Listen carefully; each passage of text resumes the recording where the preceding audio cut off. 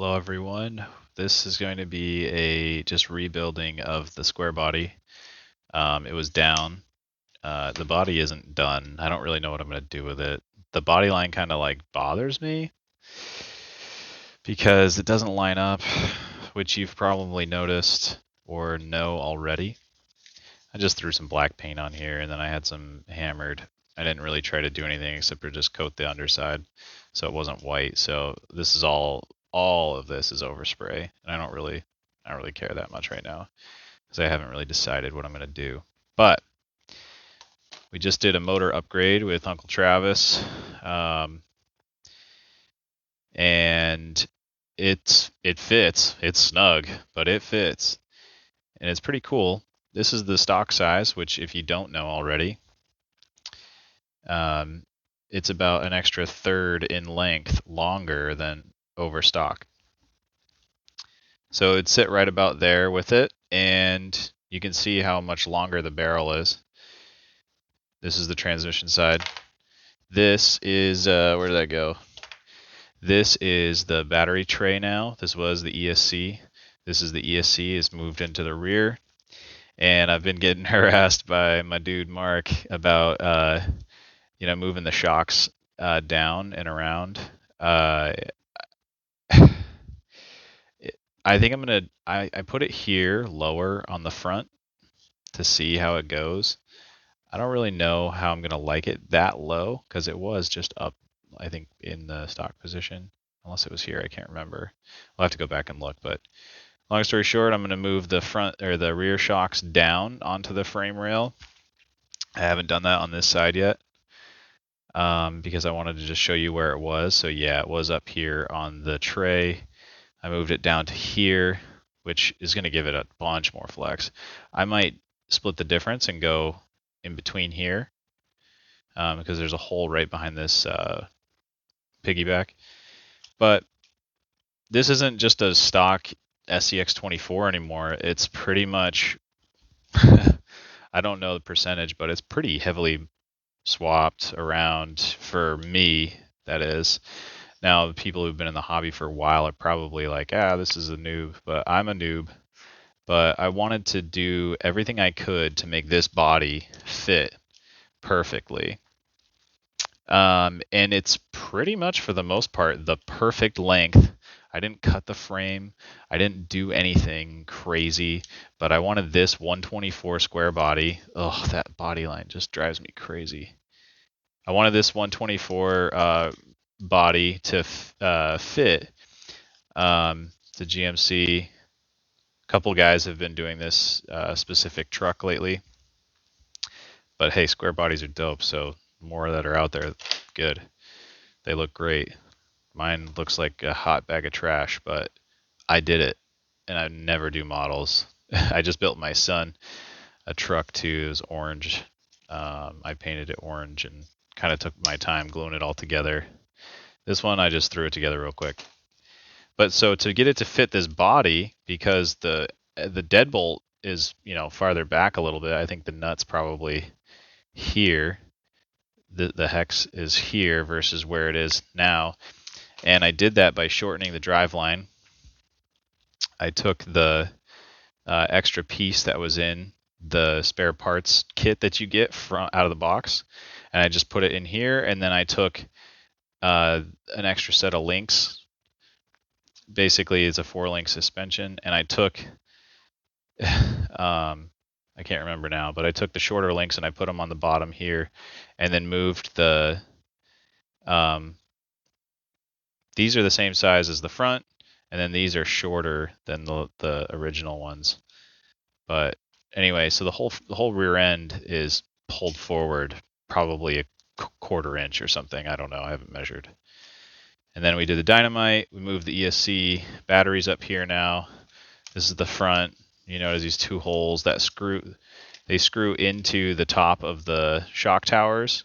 And I just used some basically, you're going to laugh, but sheet metal screws that I tried to stud my tires with on an old motorcycle that I had, which I don't have anymore. And it actually worked. I mean, these things are really crappy metal. I think they're like zinc coated something or other. I don't even know. It's really soft, chintzy China metal, but they worked for a while. I mean, and then once I got frisky in the snow on my motorcycle, it started ripping them out. But so let's get this thing going here. Uncle Travis soldered the change of polarity and soldered it all in. Looks great. It fits. I'm a little concerned about this. If it focuses, come on. Up in here, because this motor gets hot, bro. This thing gets hot. But we'll see how it goes. I'm not really worried about it. I've gotten more than I've paid for out of this thing. So first things first, let's just change these shocks to the new mount position. I'm just going to go full bore and put them way low as I can reasonably put them for now.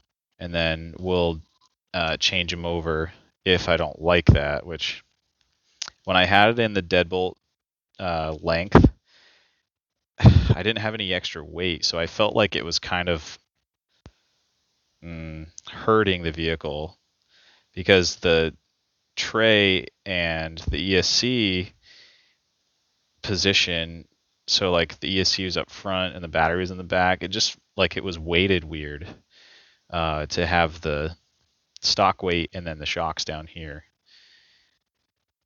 And it is what it is, but it didn't really suit my style. So I put it back. I basically moved everything up to here on, lower. I moved the rear shock towers forward and just experimented. You can find your own setting and choose what you want. It's not a big old deal. Whatever, that's on there. I also have the Emax, some weights, which you've all seen before. Now I got to move this guy. So, yeah, I don't really have anything else to talk about. It's been kind of like in process. It's been taking so long because everything's backed up. Supply chains are slower because of this whole virus situation. And, all of us are bored sitting in our houses, like waiting for Amazon to hurry the crap up. Is this thing going to go in? Come on.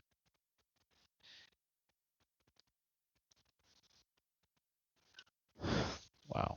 I can't believe that took that long to get in there. I had to pause. I'm already at 7.5 minutes. Frick. Whatever. Long video. Don't really care. If you guys watch it, that's great, man. I appreciate your time. So there we go. That's down low, nice and low. My only problem with this Emax is the way that the frame straddles it, because it's not chassis mounted. I'm sure I could do that. It can get hung up in here in like crazy situation flex. But I haven't really had a super problem with it, annoying enough to actually change it. So where it is where it's going to be. Anywho, let's do this. We'll kind of run the wires here. I don't have a battery hooked up, but I have a battery here so you can see how I mounted it. I can't remember if I went to the driver's side or not. Probably did, because this is all going to be like in the cab area. So that's that. Then I have the Velcro going up and around this way, which is a really awkward thing to do. There's my hairy arm on camera for you.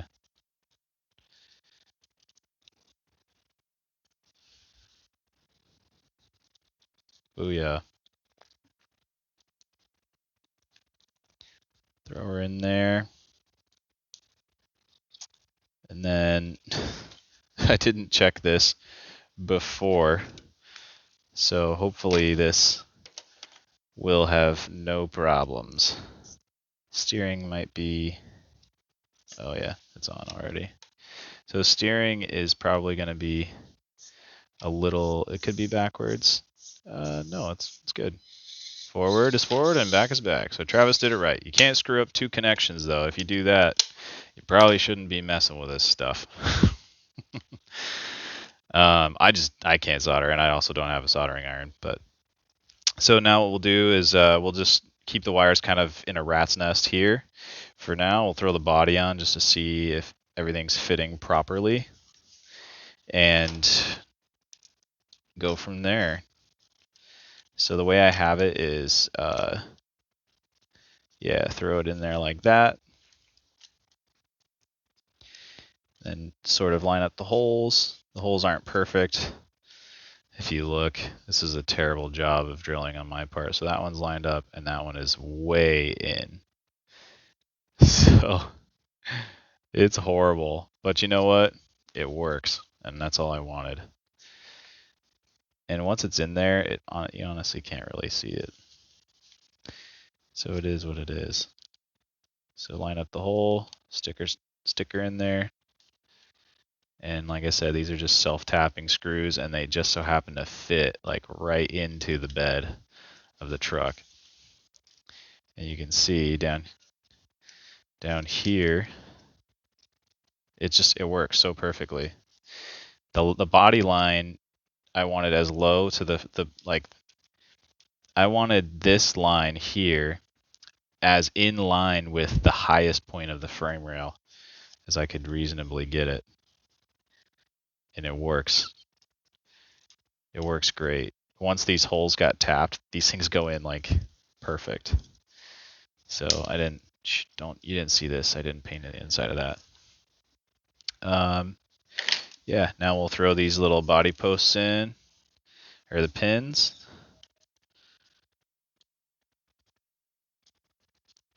This is how I do it. I wanted a little extra assurance in keeping it in there. And, oh my goodness, this front end. Did I turn this thing off? I don't think I turned it off. So here's the old square body. Sorry for the 12-minute video already. Frick. I don't want to bore you that long. But yeah, so that's that. That's pretty much all I was going to do. I mean, I didn't need to change anything. It looks like everything's lining up pretty good.